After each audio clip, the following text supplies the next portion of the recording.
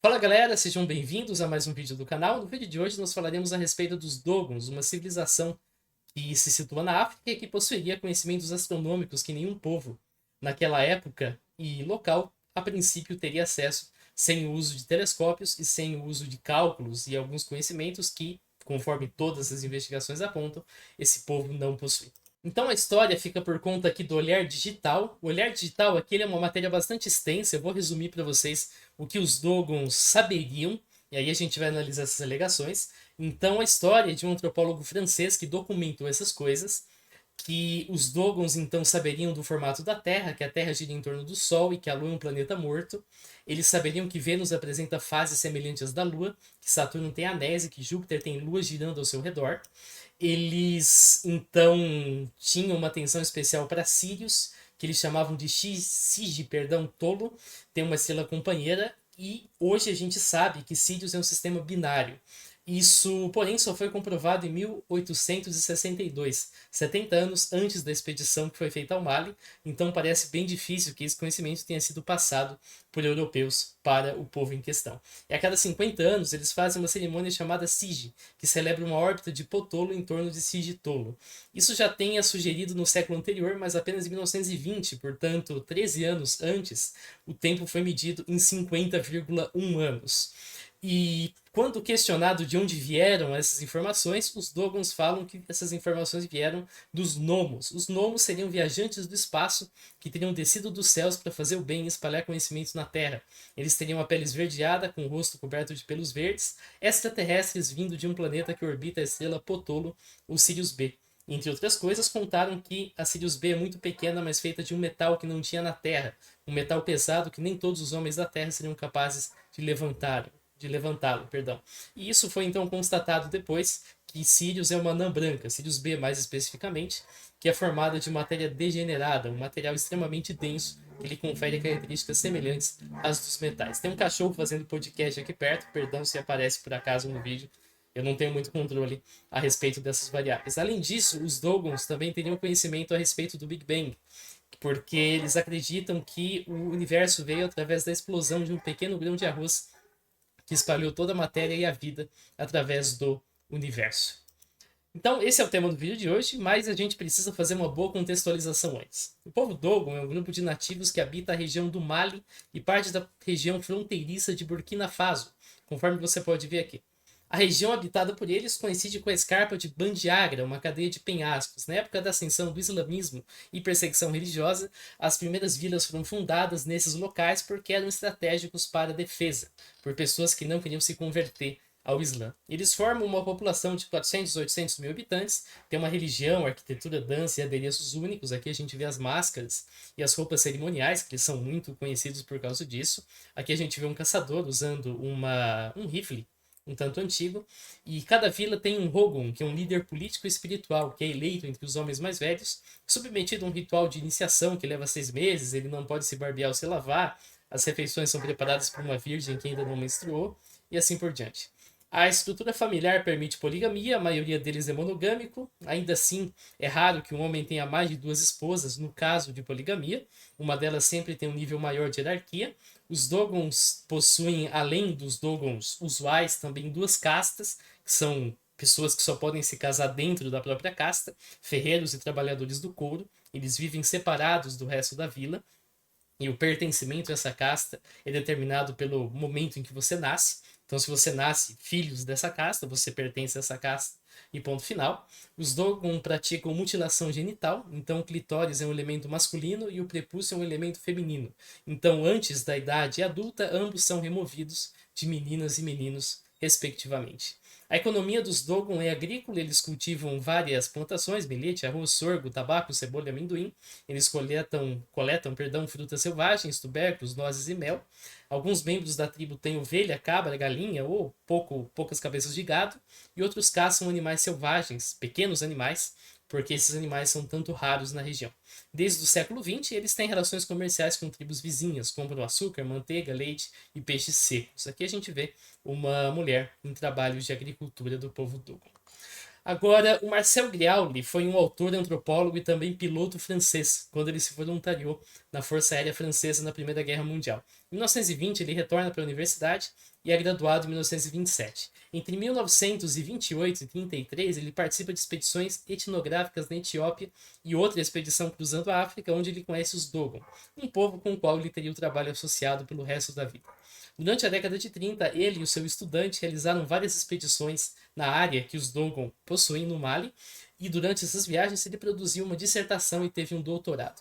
Em uma dessas viagens ele conheceu a história do Ogotomeli, um Rogon, um antigo caçador, que ficou cego na sua juventude quando aquela arma que ele usava explodiu no seu rosto quando ele ia atirar num ouriço. O Griauli conseguiu uma estadia em Ogotomeli e durante 33 dias o Ogotomeli revelou um sistema de crenças secreto que resultou no trabalho mais famoso, conhecido como Conversas com Ogotemeli, uma introdução à ideia religiosa do Dogon, disponível nesse link aqui.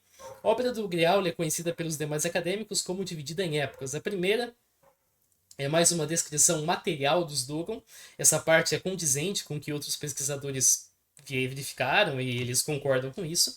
E a segunda, que é dominada pelo livro que eu acabei de citar e também pelo livro A Raposa Pálida, a cosmovisão dos Dogon é contada a partir de uma análise do relato do Ogotemeli.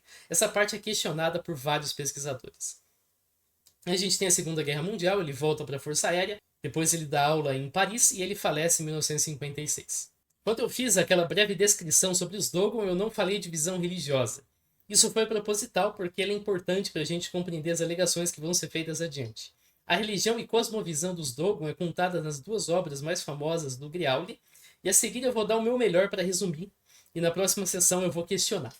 Então é difícil resumir um livro em um capítulo, mais difícil ainda resumir 2 livros em um capítulo, mas eu tentei, eu li esses livros e tentei aqui. Então, no começo, só existia Ama, a divindade suprema Dogon, que existia na forma de um ovo com 4 gomos que representam os 4 elementos: fogo, água, ar e terra. Como se fosse aqui, cada gomo, então 4 gomos desse jeito aqui. Os elementos no ovo de Ama formam a criação do mundo. O ar empurra a água, causa vento e chuva, que forma ser vivo. O ar empurra a terra, causa poeira, que forma erosão. O ar assopra o fogo e aviva o fogo e dá origem aos objetos que o homem usa através da cutelaria, né? Através do processo de forjar ferramentas e armas. A primeira coisa que Ama criou foi uma semente de acácia, com a carne e a saliva dele. Ele cultivou essa acácia e criou o primeiro mundo. O espinho superior da semente da acácia, representado abaixo, simboliza o céu, e o espinho inferior representa a terra. E a semente de acácia, aqui no meio, permitiu que as coisas saíssem do céu e fossem filtradas até chegar ao primeiro mundo. A semente explodiu e os seres prosperaram pelo primeiro mundo. Mas o Ama colocou muitas coisas nesse mundo e fez de forma imperfeita, e a água acabou e Ama destruiu esse mundo. Ele aproveitou apenas os 4 elementos e algumas sementes selvagens. No primeiro mundo, ele não tinha misturado os elementos, ele tinha superposto os elementos. Ele começa então um segundo mundo, que é o mundo que a gente vive hoje. E nesse mundo ele mistura os elementos. A acácia continua a ser o primeiro ser presente no mundo.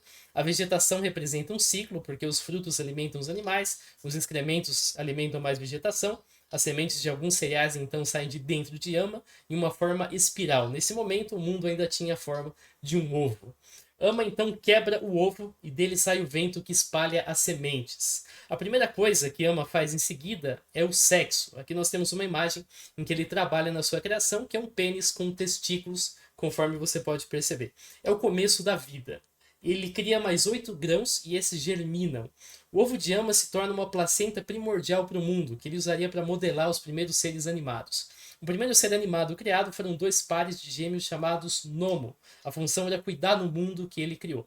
Eles são descritos como criaturas anfíbias, com aparência de peixe, porque eles dependem da água, são associados com água.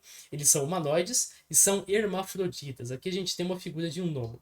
O primeiro Nomo ficaria no céu com Ama, regulando a atmosfera e a chuva. O segundo ficaria como guardião dos princípios espirituais do primeiro. O terceiro e quarto você vai saber daqui a pouquinho. Os 4 gomos do ovo se abriram e formaram os 4 pontos cardeais. Ama com seus braços formou o céu e a terra unidos. Na placenta de Ama, o quarto nomo, chamado de Ogo, não esperou o período de gestação e saiu dela prematuramente porque queria o seu aspecto feminino, que seria conferido por Ama após apenas o final do período de gestação. Ele tocou a semente de acácia, entrou em conflito com Ama, roubou água e fogo, mas deixou o ar e a terra, então ele não conseguia se reproduzir, não conseguia criar novas vidas. O Ogo percorreu a placenta buscando conhecê-la, nesse processo danificou tanto ela quanto a si mesmo.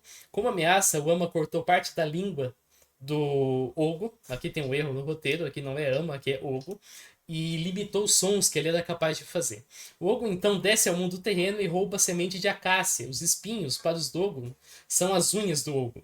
Você vai entender daqui a pouquinho o contexto de unhas aí, como que funciona. Quando ele leva a semente de acácia para o mundo, o Ogo a espalha e cria outras árvores espinhosas, ou árvores cujos frutos não são comestíveis. O sangue do pedaço da placenta dá origem aos insetos. Ama então faz com que o pedaço de placenta se torne o solo. O solo estava úmido e o Ogo decidiu que aquele não era lugar para ele. Ama então transformou em solo seco.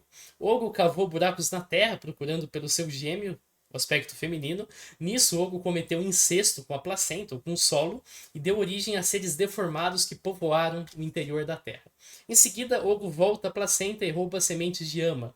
Para voltar à terra, outro pedaço de placenta é retirado que dá origem ao sol. E um buraco na placenta, de onde esse pedaço foi retirado, dá origem à lua, que fica em sua fase nova, sendo testemunho do roubo do Ogo. Ogo pensou que ao roubar a placenta e as sementes, ele tinha poder de criação, mas ele não tinha. Ao tentar criar vida, ele causou mais destruição. E 3 insetos, a formiga, o cupim e a aranha, contiveram os danos que o Ogo causou. Para pagar pela desordem causada por Ogo, o seu gêmeo, agora nascido de uma gestação completa, foi sacrificado. O sacrifício foi feito colocando o terceiro gnomo sentado com seu pênis sobre o cordão umbilical, então ambos cortados, privando do sexo e da conexão com a placenta. Ogo, por sua vez, assumiu a forma da raposa pálida, a Vulpes pálida, que é o nome científico da raposa, para sempre destinada a vagar o mundo em busca do seu gêmeo. Então, essa aqui é a raposa pálida, que representa o Ogo, segundo o Grial. Em seguida, o terceiro gnomo foi trazido de volta à vida como um par de gêmeos hermafroditas. A estrela Sigitolo, que o autor identifica como Sirius, surgiu desse ato. A criação do ser humano se deu na forma de 4 pares de gêmeos que tinham homens e mulheres. Para a mulher, a criação começou do órgão sexual até a cabeça, e no caso do homem, o contrário da cabeça do órgão sexual. Os seres humanos criados seriam imortais, mas os atos de Ogo criaram também a morte. Finalmente, uma arca carregando os primeiros ancestrais desce dos céus. Eles colonizam e purificam a terra, trazem sementes das plantas, das árvores e dos animais domésticos e de tudo que é benéfico para os Dogon. Agora, os Dogon conhecem mesmo a verdadeira natureza de Sirius. Sirius é a estrela mais brilhante do céu noturno. De acordo com Griauli, os Dogon sabiam que Sirius, Sigitolo, tem 2 companheiros, Potolo e M e Atolo. De fato, Sigitolo tem 2 companheiros com esses nomes de acordo com o estudo, mas resta saber se a identificação de Sigitolo com Sirius está correta. Outro antropólogo, Walter Van Beck, conversou com outros Rogon para obter confirmação ou negação sobre as alegações. Em primeiro lugar, ele descobriu que os Dogon têm vários mitos. Mitos sobre a ordem da hierarquia na vila, mitos sobre por que as estações existem, as estações do ano no caso, mitos sobre por que algumas montanhas existem, mas esses são conhecimento público e não secreto. E não tem um mito sobre a criação do mundo. Quando vários Rogon foram questionados sobre o mito da criação e a versão de Griauli, a resposta foi unânime. A gente vê os mitos e a gente não saberia disso, afinal. Nós somos os Rogon, nós conhecemos os mitos extensamente e se acha que a gente não sabe? E outros falaram, quer dizer então que o Griauli estava presente no momento da criação para saber como ela aconteceu? O que realmente ocorre, porém, é que nem todo Dogon tem permissão para contar os mitos, apesar de poder conhecê-los. Então não existe um conceito de segredo exatamente. Os mitos não são secretos, conforme o Griauli afirma. Os mitos são públicos, mas nem todo Dogon pode contar esses mitos publicamente, porque não vai saber fazer isso com tanta maestria como um Rogon poderia fazer. Então, conforme você pode ler, esse aqui é o trecho do artigo que afirma basicamente o que eu acabei de contar para vocês. Para os Dogon, segredo é o tipo de coisa que a gente chama aqui no ocidente de esqueleto no armário, skeleton in the closet. Então, eventos familiares tristes, coisas tensas, acusações especialmente de bruxaria para a qual você não tem prova, porque é muito feio dar falso testemunho para os Dogon, e assim por diante. E quando são questionados sobre Sirius, ele descobriu que o nome de Sirius na verdade é Dana Tolo, e não Sigitolo. Ela é chamada de Estrela do Caçador, e o conhecimento da estrela para por aí. Alguns membros que faziam parte do círculo de Griauli conheciam Sigitolo, Potolo e Emiatolo, mas todos eles tinham aprendido com Griauli e não com os mitos da própria cultura. Nenhum membro fora desse círculo conhecia esses termos. E mesmo entre os membros do círculo, nenhum deles sabia dizer se a estrela Sirius, quando apontada diretamente, ou aquela estrela ali, é binária ou ternária ou uma única estrela. O que o autor acredita que aconteceu, e de fato isso existe, os Dogon veem as estrelas como gerações diferentes, pais, filhos, avós. E tem duas estrelas próximas, na constelação de Cão Maior, que foram apontadas como pais ou avós de Sirius, e o Griauli interpretou como irmãos. O autor recebeu essa informação de um informante Dogon, e essas estrelas apontadas são realmente próximas ali de Sirius, e ele entendeu isso como uma estrela sendo binária, ou seja, ele pegou a cosmologia dos Dogon e tentou moldar essa cosmologia para o que ele queria que as coisas fossem de verdade, e chegou nessa conclusão de que em algumas versões é binária, em outras versões é ternária. A filha de Griauli, a Genevieve, alegou que o autor possa ter sido confundido com um espião islâmico, ou até sugeriu que ele possa ser um espião islâmico, e por isso os Dogon mentiram. Mas nesse caso, por que eles revelaram tantos aspectos diferentes e múltiplos da cultura deles? Está aqui o trecho da resposta.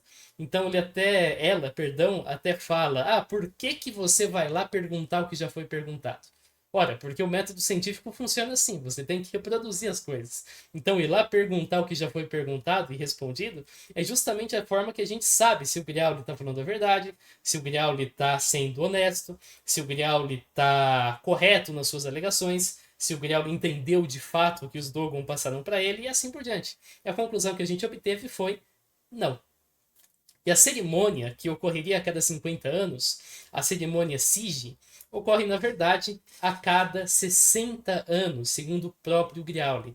Então, a invenção do olhar digital, que ele obviamente não inventou diretamente, mas pegou de alguma fonte duvidosa, antigos astronautas e assim por diante, e colocou lá como 50 anos. A cerimônia, na verdade, ocorre a cada 60 anos, conforme está descrito aqui, e tem a ver com a Sociedade das Máscaras, que são aquelas máscaras que eu inclusive mostrei no vídeo passado sobre aquela figura do homem agachado nos petróglifos. Então não é uma cerimônia que envolve estrelas propriamente ditas. E no mundo real a gente sabe, claro, Sirius é uma estrela binária, tem um período orbital de 50 anos, de Sirius B em torno de Sirius A. Tem uma possível terceira estrela. Caso isso aconteça, ela vai passar a ser uma estrela ternária. Alguns sugerem a comprovação dessa estrela seja suficiente para comprovar que os Dogon tinham conhecimento inacessível para o local e época, mas conforme eu já demonstrei acima, não é. Mesmo que a gente venha comprovar que Sirius é ternário, isso não é suficiente para a gente afirmar então que os Dogon tinham esse conhecimento inacessível, porque eu já expliquei para vocês os motivos. E os Nomo? Será que os Nomo habitam um planeta que orbita Sirius? Não, Griauli não menciona isso em lugar nenhum. Essa informação vem da onde exatamente? Da Wikipedia. Eles pegaram a Wikipedia, a página sobre os Nomo, conforme está escrito aqui, e aí eles pegaram aqui de que os Dogon reportaram que os Nomos são habitantes de um mundo que circula a estrela Sirius.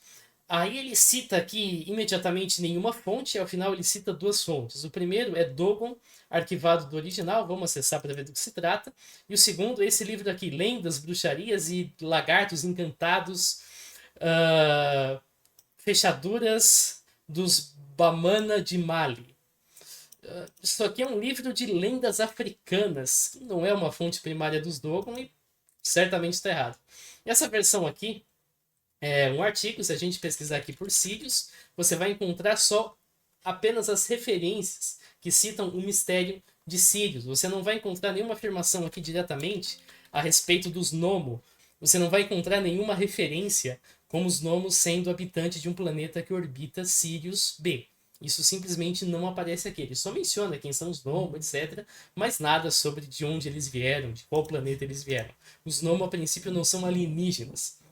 Fazendo um sincretismo, os Nomos seriam equivalente a anjos, não equivalente a alienígenas. Então, essa é uma relação errada. Não é correto você associar Nomo com alienígena. Gnomos são seres divinos, não seres alienígenas. Na narrativa contada pelo Griauli, eles são criados por Ama como criaturas anfíbias humanoides para fins de proteção e vêm do ovo de Ama, que não é Sirius. Então Griauli sequer merece ser atacado por essa afirmação. E claro, não há evidências no momento de que Sirius, o sistema como um todo, possua qualquer planeta.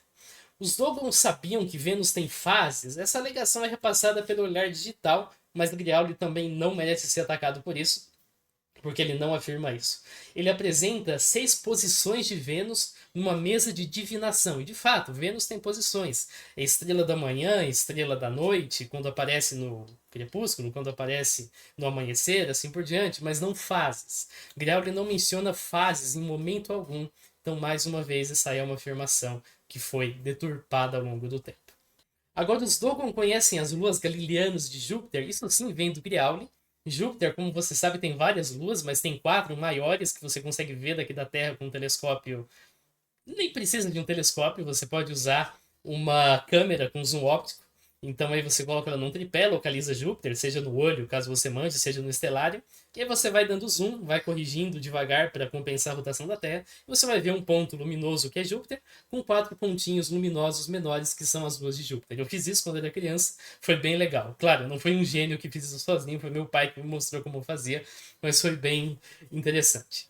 Então, de fato, o Griauli afirma que isso acontece porque ele mostra um desenho com 4 pontinhos aqui ao redor, que seriam as luas galileanas. Mas o próprio texto já afirma que Júpiter é associado com as estações. Então, esses 4 pontinhos seriam as 4 estações do ano, na verdade, e não as luas galileanas. E os anéis de Saturno? Essa informação também vem do Griauli, se baseia num desenho no qual Saturno é visto com um círculo ao seu redor, que seria um halo. Então, o próprio Griauli afirma, olha, isso aqui não dá para a gente afirmar muita coisa, não dá para a gente dizer muita informação, então tem uma investigação que é necessária ser feita a esse respeito. Eu concordo, isso é superficial demais para qualquer conclusão. E para todos os efeitos, Vênus, que aparece aqui no capítulo anterior, em uma das versões, ele mesmo parece mais com Saturno do que o Saturno que o Griauli mostrou, como você pode verificar aqui. E segundo uma outra pessoa que eu não incluí no roteiro, mas eu chequei também, esse símbolo aparece em outros contextos. Por exemplo, num ritual de circuncisão. A gente tem esse símbolo também como um símbolo decorativo. Então não dá para dizer que isso é necessariamente Saturno, muito menos os anéis de Saturno propriamente dito. E vale lembrar, claro, Vênus também parece anéis de Saturno e Vênus não tem anéis. Se aquilo lá fosse Saturno, eu imagino o escândalo que o Griauli faria, quando na verdade é Vênus, então fica quietinho porque não é conveniente. Os Dogon conheciam a rotação dos planetas em torno do Sol, isso vem de uma interpretação do Griauli. No livro do Griauli, ele fala que o termo para planeta é distinto de estrela. Isso é verdade. Os Dogon, como a maioria dos povos, sabiam que os planetas têm movimentos diferentes do movimento das estrelas. O termo para planeta é Tolu-Tanase, que significa estrela que se move. A partir dessa afirmação, ele conclui que Tanase, além de mover, significa girar. Girar significa girar ao redor de algo, e algo é o Sol. Legal. Belo raciocínio, mas falta premissas, porque todas as outras ocorrências de Tanase no próprio texto, nenhuma delas traz a tradução como girar. Eu peguei todas as ocorrências que eu encontrei de Tanase, nenhuma delas Tanase aqui é usado no contexto de girar, só no contexto de mover. Então eu me pergunto, de onde saiu que Tanase significa girar? O Griauli não nos diz, eu também não sei. Infelizmente tem muito pouco material sobre os Dogon, menos ainda sobre a gramática e o vocabulário dos Dogon, para poder traduzir Tanase propriamente dito. Uma pesquisa na internet só vai trazer mais e mais resultados que reproduzem a pesquisa do Griauli.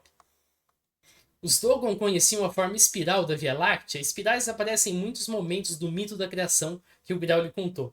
E ele deduz o termo Yalu-Ulu, que designa a Via Láctea e é todo mundo estelar que gira em espiral. Ele não conclui exatamente de onde sai essa afirmação de que todo mundo estelar gira em espiral. Mas ele afirma em outro momento que as espirais do mito da criação vêm da semente, que uma semente costuma girar antes de germinar, e é justamente isso que eu falei, que a semente de acácia girou em espiral. Você pode ver esse ato de girar nesse vídeo aqui. Ele está bem lento, mas a gente pode acelerar bastante, senta o dedo na extensão aqui, que vai até 6, e você vai ver como que a semente gira conforme ela vai germinando. Então ela vai formando aqui, ela vai girando desse jeito, e vai exibindo aqui, portanto, um comportamento que de certa forma lembra então uma espiral, lembra um comportamento em espiral realizado pela planta durante o processo em que ela germinou. Esse som bizarro que você ouviu foi simplesmente a versão em 6.5 vezes que eu coloquei. Vamos voltar para uma vez, porque senão eu vou assustar quando eu for ouvir música. Então, beleza, tá correto agora. Os Dogon acreditam que a humanidade foi colonizada por alienígenas. Essa não é uma interpretação de Crowley, mas do Eric von Däniken. Ela é uma deturpação do mito da Arca por duas razões. Primeiro, porque a Arca não veio do espaço onde o Sol e a Lua residem, mas do plano divino. E a Arca simboliza a chegada dos seres criados por Ama na Terra, não de alienígenas. Em segundo lugar, os seres criados por Ama não são exatamente os precursores ou os professores da humanidade, como as teorias defendem, mas sim precursores de toda a vida na Terra e das suas feições no terreno. Então eles chegaram, encontraram um rascunho da Terra e eles formaram a Terra tal qual a gente conhece. Aquelas 8 criaturas humanoides também. E então eles, como eu disse, construíram a Terra, basicamente. Eles não ensinaram a agricultura para o ser humano, como o Olhar Digital afirma, eles não apresentaram conceitos astronômicos, como o Olhar Digital afirma, nada disso. Segundo, aliás, os próprios Dogon, ninguém sabe o mito da criação, porque ninguém estava lá para verificar como a criação aconteceu. Então, fazer uma interpretação literal de um mito, que já é muito desaconselhado, deveria ser feito de forma honesta. E a interpretação honesta levaria para a conclusão que toda a vida na Terra, exceto, claro, aquela raposa e alguns insetos, assim por diante, a acácia, bem como todas as suas formações, rios, montanhas, lagos, foram criadas por alienígenas, o que já entra no campo do absurdo. E falando em absurdo, nós temos um livro aqui chamado A Ciência dos Dogon, Decodificando o Mistério Africano, a Tradição Africana, do John Anthony West, que faz alegações bem, traduzindo literalmente, selvagens, né? Wild. A singularidade, então, o buraco negro da singularidade, seria conhecida pelos Dogon por causa do ovo que deu origem à vida. Mas tem uma explicação mais mundana, né? O ovo literal, o ovo de galinha, o ovo de pássaro, de onde a vida sai, de onde um pintinho nasce, por exemplo. Esse é um argumento muito mais forte, muito mais racional do que supor que os Dogon conheciam buracos negros, conforme é sugerido nesse livro. A estrutura atômica viria daquele símbolo que eu mostrei mais cedo. De fato, isso aqui é bem parecido com o orbital P, conforme você vê aqui na nossa demonstração de orbitais atômicos, que são as regiões em que há a probabilidade de um elétron estar. Então, perceba que os orbitais P e perceba que realmente é bem parecido. Aí eu pensei, como que uma semente de acácia aparece? Porque isso aqui é para ser uma semente de acácia, né? E olha só como uma semente de acácia aparece. Exatamente com o desenho. O desenho representa uma semente de acácia e não um orbital atômico. A explosão do ovo seria o Big Bang, mas tem mais uma coisa: semente de acácia explode. Então é daí que vem a dita explosão. O autor afirma que os grãos primordiais na história são associados com as partículas elementares. Aí a gente tem os quarks, a gente tem o elétron, que é uma partícula elementar, neutrino e assim por diante. Tem vários grãos primordiais na história, mas todos eles são associados com espécies específicas de vegetais e não com blocos que constroem o mundo, propriamente dito. Outras associações são muito mais liberais, freestyle, como a galera costuma dizer. Tem gêmeos humanos em todo lugar do mundo, mas o autor considera que o fato de Nomo serem gêmeos significa que um orbital atômico pode ser ocupado por dois elétrons com spins diferentes, porque sim. Por outro lado, tem uma linha em que as fibras de tecido imitam a voz dos Nomo. Isso pode significar milhares de coisas, mas para o autor é suficiente para concluir que o conhecimento dos Dogon inclui a dualidade onda-partícula, lá da física quântica. No cúmulo das associações, ele tenta reproduzir, tenta construir um silo para grãos que o Crowley descreve e encontra uma contradição. Ou você aceita um valor, ou você aceita outro, porque se você aceitar os dois, a forma geométrica é impossível. Para ele, isso não é um erro do Crowley, isso é uma constatação do princípio da incerteza de Heisenberg, em que a posição e o momento de uma partícula não pode ser conhecida simultaneamente. Então ele está simplesmente pegando um pequeno detalhe, extrapolando para um conceito físico extremamente complexo e assumindo que essa é a única explicação possível. Não, o Crowley não pode ter errado na hora de falar as dimensões do silo de graus. Isso é o princípio da incerteza de Heisenberg. Porque sim. Em seguida, tem uma aranha, né, que eu falei mais cedo, para evitar a destruição. A aranha produz teia, e isso significa que eles conhecem a teoria das cordas. Ou talvez isso significa que eles conhecem aranhas que existem no mundo real, como você já sabe. Os Dogon conhecem genética, acho que você já percebeu que isso é improvável, porque eles mutilam o prepúcio porque consideram que o prepúcio é feminino e mutilam o clitóris porque consideram que o clitóris é masculino. Isso não é compatível com o conhecimento avançado em genética. Ainda assim, isso é defendido pelo autor. Parte da afirmação é verdadeira, porque os Dogon conhecem reprodução humana, óbvio, afinal eles se reproduzem, eles têm animais que se reproduzem, então eles sabem o que é útero, sabem o que é placenta, sabem o que é cordão umbilical e assim por diante. Mas aí ele já afirma que o formato espiral, que também serve convenientemente para sustentar o conhecimento da forma das galáxias, é uma associação à dupla hélice do DNA. Por mais que espiral e DNA são coisas um tanto diferentes. Mesmo olhando o DNA por cima, você não vai ver exatamente uma espiral bonitinha desse jeito. Então, se você pegar aqui a dupla hélice do DNA, seria mais ou menos isso aqui que você veria e não uma espiral, conforme está sendo descrito aqui pelo autor. Ele afirma que o fato do número 4 ser feminino é porque o cromossomo X tem 4 hastes, e o fato do número 3 ser masculino é porque o cromossomo Y tem 3 hastes. Mais uma vez, é um salto para conclusões muito ingênuas, porque podem ter outras razões para isso, que não exatamente o número de hastes que um cromossomo possui. Pode ser pela paridade, pode ser por uma série de outras coisas que não essa alegação. Então a gente vai para as conclusões. Assim a gente pode concluir que as alegações de que o povo Dogon tem um conhecimento fora de época e lugar não têm base. Elas são baseadas num mito da criação contado por Griauli, que quando questionado para outros Rogon se mostrou inexistente. A interpretação mais famosa é que os Dogon conhecem Sirius como uma estrela binária ou ternária, porque eles têm uma capacidade visual acurada, porque eles tiveram contatos com alienígenas, ou com europeus, porque isso já era postulado na Europa.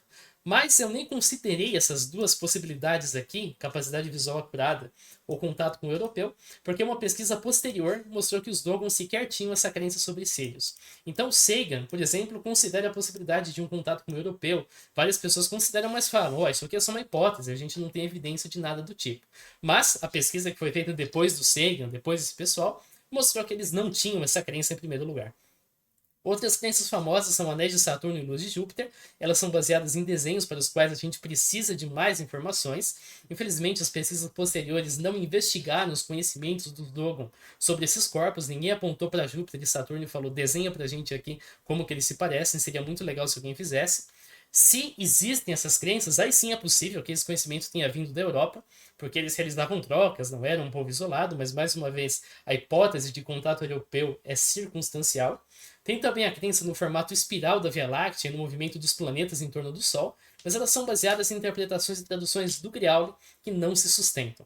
Por fim, as crenças sobre física quântica, origem do universo, teoria das cordas, buracos negros e genética são obras de autores posteriores que extrapolam as crenças contadas pelo Griauli para se encaixarem na ciência moderna usando analogias que são muito melhor explicadas por fenômenos mundanos.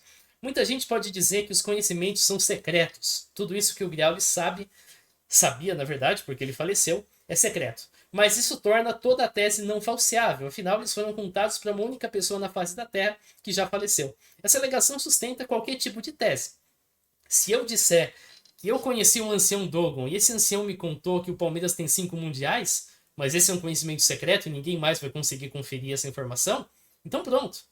Eu criei uma tese não falseável também. Isso é um coringa, que a gente chama. Ele serve para qualquer coisa. Se ele serve para qualquer coisa, ele não serve para nada. No final, a gente chega nessa conclusão. Como eu disse, a versão do Griauli é sustentada por ele e por um Rogon, ao passo que a versão do Walter Van Beck é sustentada pelo Walter Van Beck e por vários Rogon. Novas pesquisas que busquem replicar os resultados sempre vão ser bem-vindas, é assim que a ciência funciona. Infelizmente, tem um corpo muito pequeno de literatura sobre o povo Dogon. Valeu para você que assistiu, em breve a gente se vê. Falou!